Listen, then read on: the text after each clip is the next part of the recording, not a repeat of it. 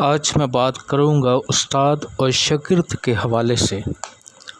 استاد ایک بہت بڑی سچائی ہے جو اس جہاں میں ایسا مقام اور رتبہ رکھتی ہے جس کا کوئی بھی ثانی نہیں ہے۔ بادشاہ اور حکمران تک اس کے محتاج ہیں، کیونکہ یہ ایک ایسی سچائی اور حقیقت ہے جس کا کوئی فرد بھی انکار نہیں کر سکتا۔ زندگی کے ہر شعبے میں اس کی ایک الگ جگہ ہے، لیکن رتبہ اور عزت بھی مشترکہ ہے۔ جب تمام جہاں اس سچائی کو مانتا اور قبول کرتا ہے تو دوسری طرف استاد اپنی اہلیت اور طاقت سے ثابت کرتا ہے کہ وہ واقعہ ہی استاد ہے۔ اہلیت استاد کا ایک بہت بڑا اختیار ہوتی ہے۔ اگر استاد میں پڑھانے کی اور دوسروں کے ساتھ تعلقات اور رابطے کرنے کی صلاحیت نہیں ہوتی تو وہ کمزور پڑ جاتا ہے۔ استاد تنظیم اور انتظامی امور کے ذریعے جن کا آپس میں تعلق ہے خود کو اس حد تک لے جاتے ہیں جیسے مشین شاگرد اور اس کی دیکھ بھال تربیت کو مد نظر رکھتے ہوئے تعلیمی ماحول کو بہتر بناتا اور خود بھی اس کا سرگرم رکن بنتا ہے، کیونکہ استاد جب تک تعلیم دیتا ہے تو اس کے بدلے میں وہ اپنی دی ہوئی تعلیم اور شاگردوں کے جوابات سے خود بھی سیکھتا ہے، جو اس کی اخلاقی، روحانی، سیاسی، معاشرتی اور معاشی زندگی پر اثر انداز ہو سکتی ہے یا ہوتی ہے۔ بچے کو گھر اور اسکول دونوں جگہ سے پیار ملنا چاہیے۔ استاد کو یہ ذہن میں رکھنا چاہیے کہ وہ بچے کو شناخت دینے کے علاوہ اس کی انفرادی حیثیت کو بھی مد نظر رکھنا ہے اور اس کی عزت کا خیال بھی رکھا جائے۔ چاہے کوئی بڑا ہو یا چھوٹا، ہر کوئی چاہتا ہے کہ اس کی انفرادی حیثیت کو مانا جائے اور اس کی عزت بھی کی جائے۔ کسی بھی ماحول، گروپ، جماعت، گھر اور اسکول میں یہ بات بخوبی سمجھی اور اس کا مشاہدہ کیا جا سکتا ہے۔ لیکن استاد کو یہ بات بھی ذہن میں رکھنی چاہیے کہ شاگرد کو سکھاتے وقت دوسروں کے ساتھ تعلقات کو بھی بہتر بنائے رکھے اور صرف اپنی انفرادیت پر قائم نہ رہے۔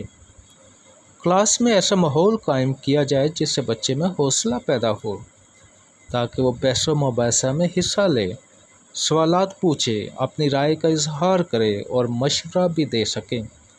بچے کو جدید علوم کے متعلق زیادہ سے زیادہ ماحول مہیا کیا جائے، مثلاً ٹیکنالوجی، کمپیوٹر، خلاء، اسلحہ کو کیسے ختم کیا جائے، زراعت کے نئے طور طریقے، مشینری کے بارے کہ اسے کیسے قابو اور دیکھ بھال یا اس کا استعمال کیا جائے، قدرتی وسائل کا استعمال وغیرہ۔ تخریب کار ذہنوں پر توجہ دی جائے کہ وہ فلاح و بہبود کے لیے ٹیکنالوجی کے میدان میں مدد دیں۔ تعلیم کا بنیادی مقصد کردار کی تشکیل ہے۔ اگر تعلیم یہ مقصد پورا نہیں کرتی تو ناکام ہے۔ تعلیم کا انتخاب نصاب کی صورت میں مواد کا انتخاب کر کے کیا جاتا ہے۔ اس کے ساتھ ساتھ اس نظم العین کا تعین اور نظم و نسق قائم کیے جاتے ہیں جو طریقہ تدریس پر خاص دھیان رکھا جاتا ہے کہ آیا طالب علموں کو استاد سمجھا بھی سکتا ہے کہ نہیں، یا وہ کون سا طریقہ استعمال کیا جا سکتا ہے جس کے ذریعے سے استاد اس قابل ہو جائے کہ بچے بخوبی سمجھ پائیں۔ اس کے علاوہ امتحانات، تجربے اور نتیجے نکالے جاتے ہیں۔ یہ صرف اس وقت ممکن ہوتا ہے جب طالب علم اور استاد دونوں مل کر تعلیم کے عمل میں برابر اور مسلسل رہتے ہیں۔ اس کی مثال اس موٹر سائیکل سے یا گاڑی سے دی جا سکتی ہے جس کے پہیے ٹھیک ہوں تو موٹر سائیکل یا گاڑی چلتی ہے۔ اگر ان میں سے کوئی بھی پہیہ پنچر ہو جائے تو کام رک جاتا ہے جب تک اس کی مرمت نہ کی جائے۔ اسی طرح استاد یا شاگرد دونوں ہی اپنی اپنی ذمہ داریوں کو نہ نبھائیں۔ استاد کا کام پڑھانا اور تربیت کرنا اور شاگرد کا کام جو کام دیا جائے کرنا اور سمجھنا، تو تعلیم کا عمل جاری و ساری نہیں رہتا اور کردار کی تشکیل بھی ممکن نہیں ہوتی اور نہ ہی ذہن نشو و نما پاتا ہے اور نہ ہی कबीदा इस्लाहियत मंजिल आम पर आती हैं। अक्सर औक़ात हम सोचते हैं कि हमें सोच दी जाती है कि तालिब इल्म की कोई सोच नहीं, जिसमें हम एक तालिब इल्म से सोच रखने और सोच इस्तेमाल करने का बुनियादी हक़ छीन लेते हैं। इसकी बुनियादी वजह यह है कि हमारा माशरा और माहौल तालिब इल्मों के लिए सोच रखता है कि ये हरगिज़ मौसर, पुरमानी और कारगर साबित नहीं होगी जब तक ये कोई डिग्री या कोई ओहदा हासिल ना कर सके या उम्र में बालिग ना हो जाए।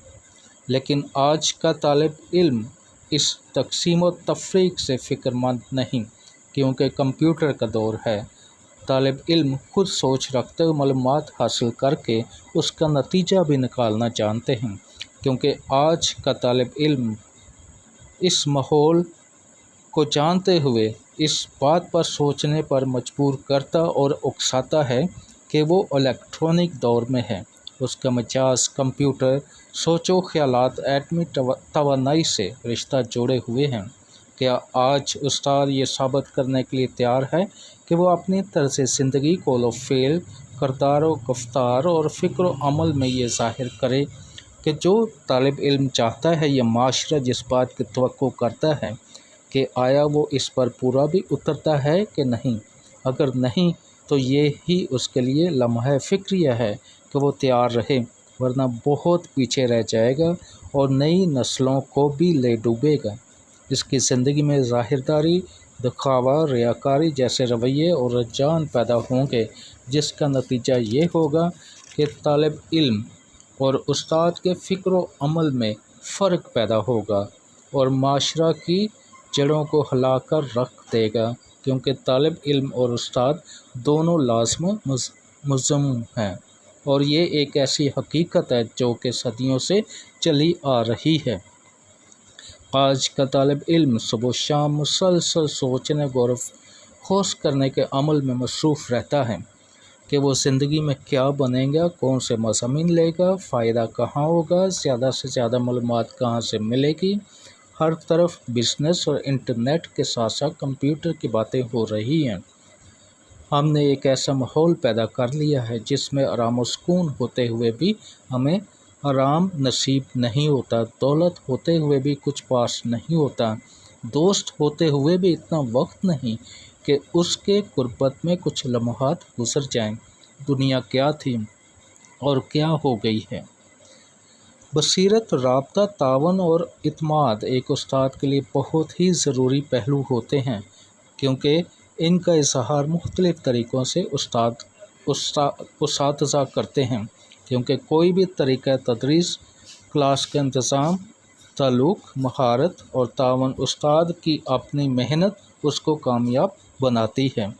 हर उस्ताद की अपनी खूबियाँ, काबिलियत और उसकी शख्सियत का उतार और चढ़ाव उसके मिशन का सामन होता है। शुक्रिया।